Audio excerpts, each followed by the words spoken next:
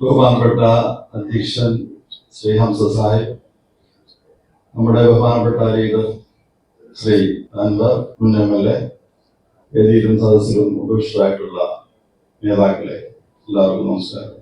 ഞാനൊരു നേരത്തെ പറഞ്ഞല്ലോ, ഒരു രാഷ്ട്രീയ പാർട്ടിയുടെ ഒരു പ്രധാന പങ്ക് വഹിച്ചിരുന്ന ഒരാളാണ്. ഒരു ശക്തനെ അന്വേഷിച്ച് നടന്ന് അങ്ങനെ അരവിന്ദ് നമുക്ക് പറ്റിയ ഒരു നേതാവ് എന്ന് കരുതി. പക്ഷെ അത് കേരളത്തിലേക്ക് അതിന്റെ പ്രഭാവം കാര്യമായി എത്തുന്നില്ല. ആ അവസരത്തിലാണ് അതിനേക്കാൾ ശക്തനായ ഒരു നേതാവിനെ കണ്ടെത്തിയത്. അപ്പൊ അദ്ദേഹത്തിന്റെ കൂടെ നിന്നൊരു സെൽഫി എടുക്കാൻ ഇടയായി. അക്കാരണത്താലാണ് ഇപ്പോൾ ഞാൻ ഇവിടെ നിൽക്കേണ്ടി വന്നത്.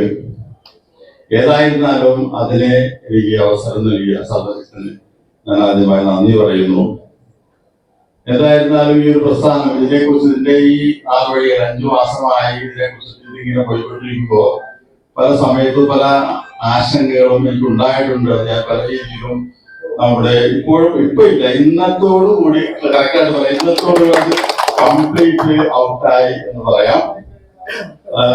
ഞാൻ പറയാനുള്ളത് ഇപ്പൊ നിങ്ങളോട് പറയാൻ സാധിക്കാതിരിക്കുന്നത് കൊണ്ട് തന്നെ വീഡിയോ ആക്കി തന്നെ അഭിനയിച്ചിട്ടുണ്ട്. കാരണം അത് പറയാതെ പോലും ശരിയല്ലല്ലോ, തെറ്റോ ശരിയോ അത് അവിടെ തീരുമാനിക്കേണ്ടതാണ്. കാരണം ഇവരുടെ മനസ്സിൽ എന്തൊക്കെയാണെന്നുള്ളത് നമുക്കറിയില്ലോ.